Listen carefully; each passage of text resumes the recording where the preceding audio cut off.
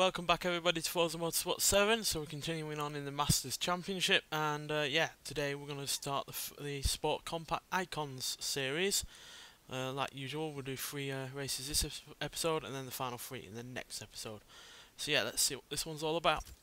These cars are from the heyday of the sport tuning scene. They kicked off an entire subculture of driving sideways in overboosted, turbocharged cars, and created a series of blockbuster films. Wonder what that's into. So yeah, I've already chosen the car that I'm going to be choosing to drive, and yeah, that's the 2005 Mazda Speed MX-5. So yeah, upgraded it a fair bit. It's got 52 extra horsepower to have 230 horsepower and 214 pounds-feet of torque, and it now weighs 2,485 pounds. And there are the stats. So yeah, it's been lowered. It's got better brakes, better tyres, wider tyres. It's got a lighter flywheel. It's got you know, better gearbox, better driveline, better clutch, all sorts like that. So yeah, let's get started and see what this car can do. Right, we're at Rio de Janeiro at the coast loop for 5 laps, 1.32 miles a lap. So pretty small track, but plenty of laps. So yeah, let's see what this Mazda can do. It's got pretty good handling, pretty good acceleration. It's just whether or not it's got the you know, required amount of speed, etc. to go with it. So there's a variety of cars here. I've got all-wheel drive cars, rear-wheel drive only cars like this Mazda, all different manner of engines. So yeah, it's going to be interesting to see who comes out on top to start with. Primarily chose this Mazda because, well, it's a good handling car even stock, and it doesn't weigh very much even when stock as well. Couple that with the fact that it's got a pretty decent engine in it as well, with plenty of power from stock. It already had 178 horsepower, which in a car that weighs only around 2,500 pounds is pretty damn good, quite frankly. So yeah, plenty of stock reasons to choose this car, and then obviously the upgrades do help and really are a necessity, obviously, to drive in these series.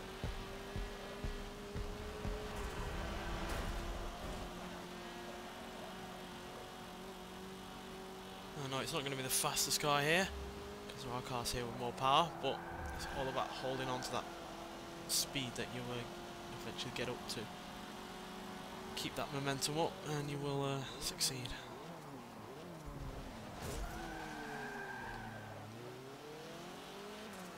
Do stupid stuff like that though and you will not.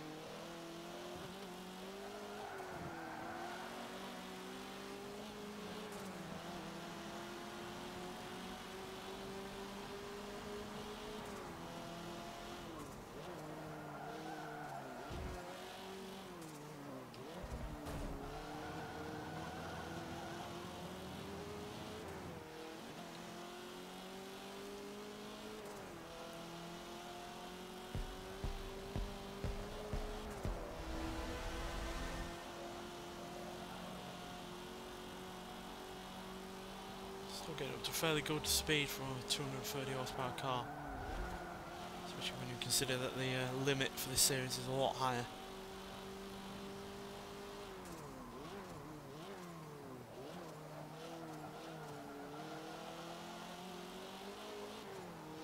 Fellow Mazda MX-5 up front.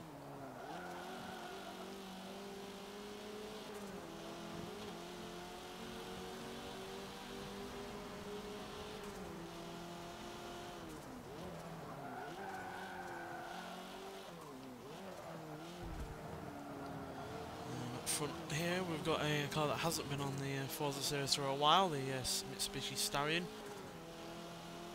an old favourite of mine, even though I didn't put it on the top 10 I don't think of my cars to return from that game. Nonetheless a cracking vehicle, but fortunately lacking the speed of my Mazda. There's an Eclipse, looking like the one off Fast and Furious.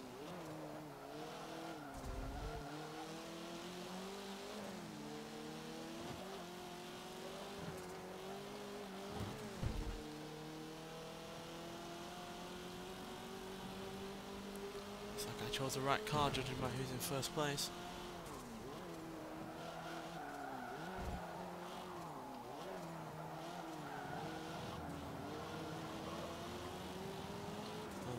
wide variety of vehicles, like I said, all from cars from the mid 2000s all the way to the 80s. So yeah, you could really have chosen any kind of car, really. Most likely would have been just as quick.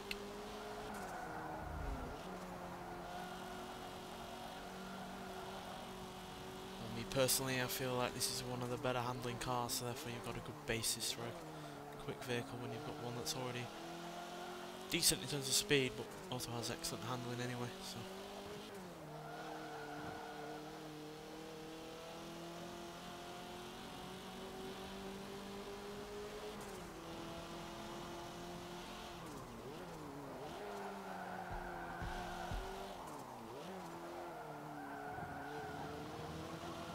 Just grips and grips. And grips some more. So yeah, thoroughly pleased with our first race on this series, because obviously we've got the win, and the Mazda has performed very well. And there we go. So a good solid 550 points to start with. Hopefully we can build on the success of this vehicle in the next two races. So yeah, MX-5 from 1990. Oh, it's a 1990 version that I was up against. That's interesting, because obviously we're a much younger vehicle. And then obviously the Eclipse in third, Starion in fourth, and then the MX-5, that's the same one as mine, in fifth. And then an assortment of Japanese cars below that. So yeah, as you can see, a fairly wide ranging kind of vehicles here.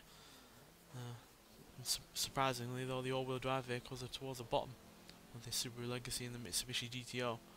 Nonetheless, let's continue and get on to the next race. Right, we're at Bernese Alps on the Stadplatz reverse, however you say that, for 3 laps at 3.08 miles a lap. So let's get started.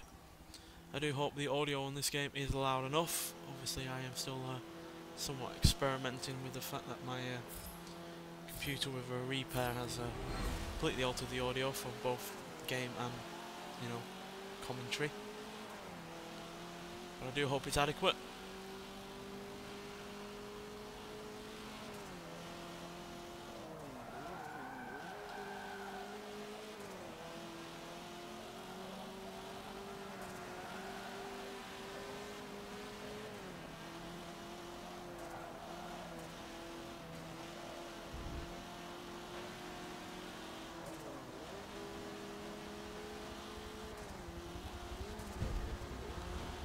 Often that we get to drive reverse on Bernese Alps.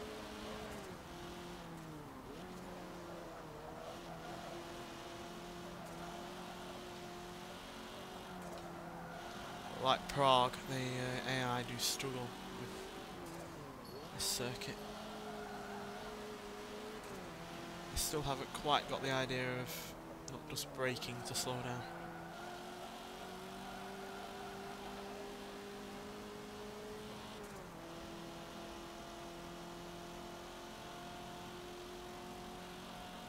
Seems I do not have the adequate torque to make up this uphill section. We are struggling, we've been losing speed. Yeah, everyone's gaining on me there.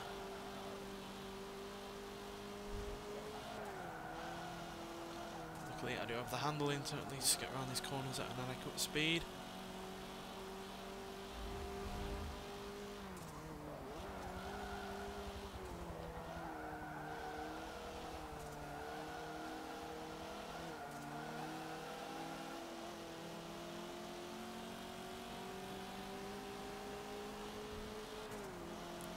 Seems the Starion has more speed on this course.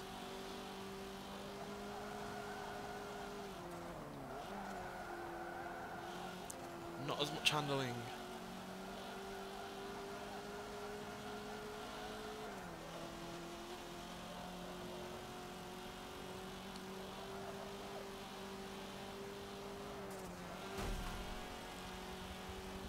RX-7 getting in the way there.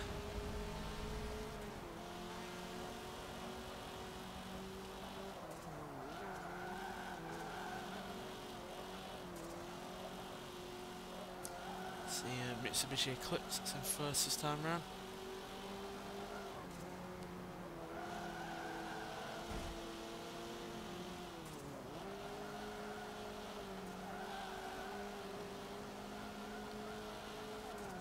Genuinely didn't know that you could get the 1990 MX-5 with the convertible version. That's why I confused it from my version.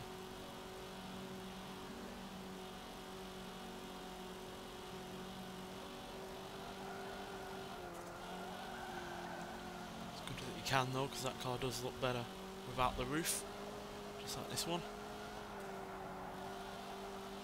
That Eclipse is far ahead. Surprised by how far he is. Especially considering he wasn't exactly all that quick on the previous race.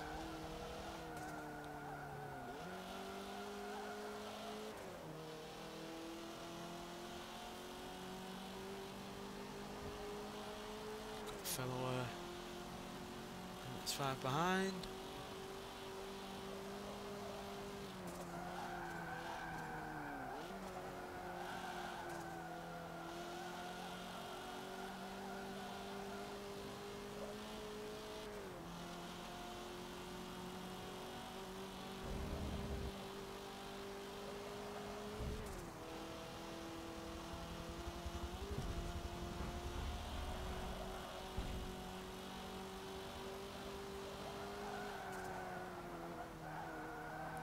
Way too quick. Oh dear.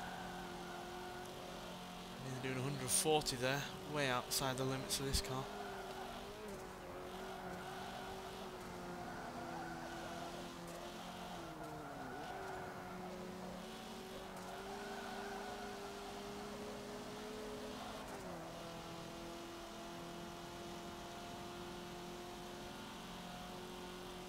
Stroll up this uphill section once again. Yeah, the Eclipse is gaining ground.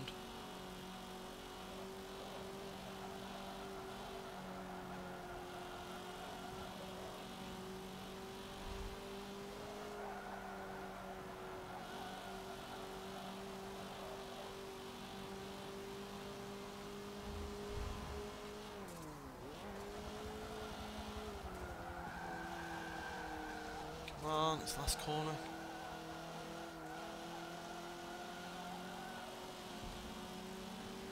No. Nah. Yeah, the Eclipse just had that bit extra power, I imagine, or acceleration going for it on those uphill sections for it to just keep ahead. But for second place, it's still solid. It's again a decent amount of points. We shouldn't lose our first place position because it was the older Mazda that was in second place. Yeah. Second and third have switched places, but we're still just in first place with a 10-point lead. So yeah, let's move on to the next race. I'll just quickly save the replay, just in case. Yeah.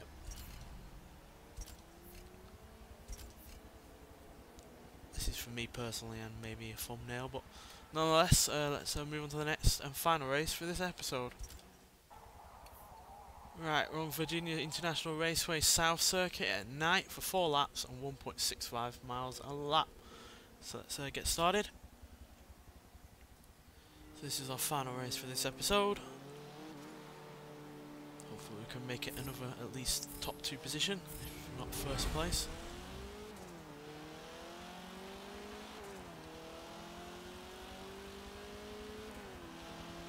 Surprised that Subaru Legacy isn't the quicker car in this series, because even stock it's quite a quick car, and I imagine all-wheel drive system would be helpful at some point while racing. Oh dear, a bit squishy.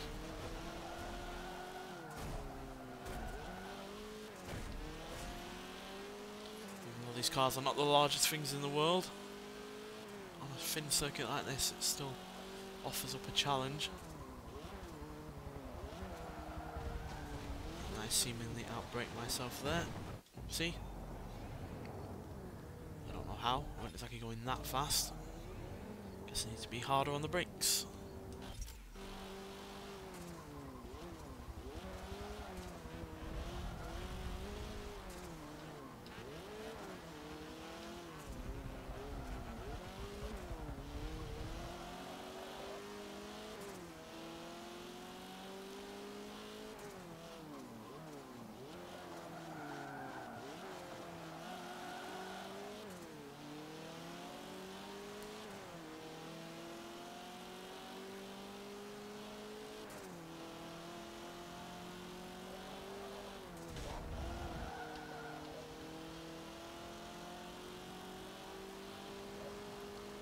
Slowly getting darker.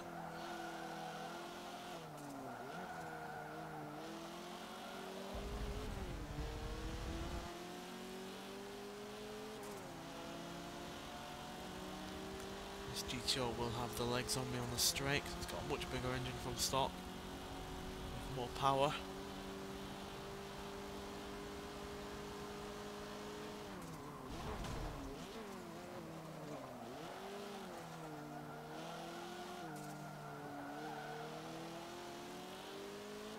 It's also quite a large car to get past.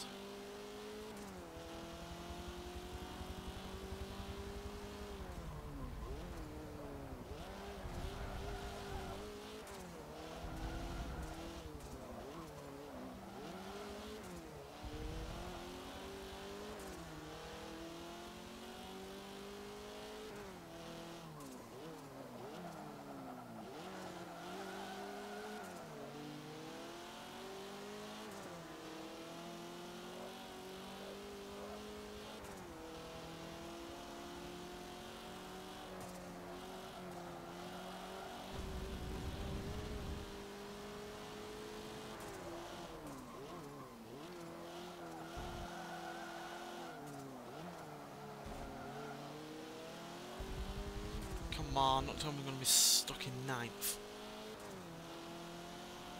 It's pathetic after the top two places that we had previously.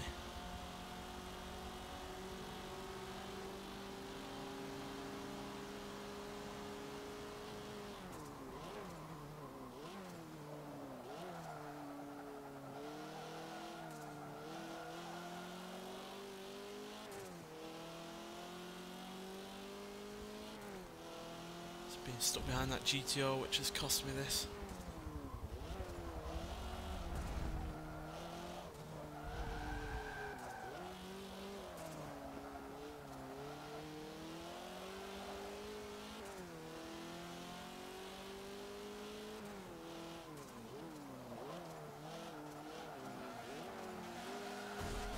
Out the way, fellow Mazda.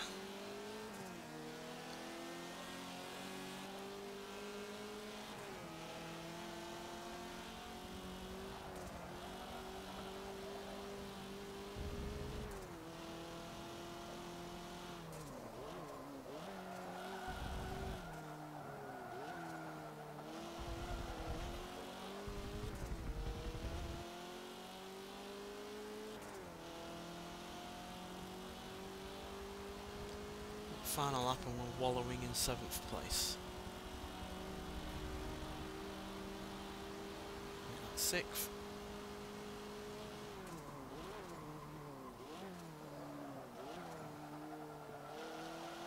Try and get the podium, that'd be good, but I'm doubtful. Might have to just settle for top 5.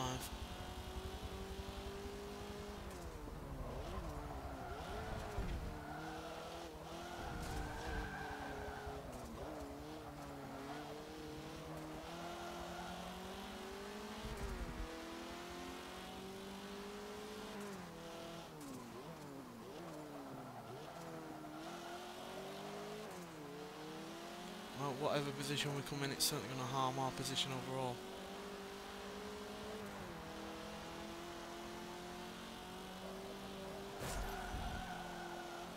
Sorry, Nissan.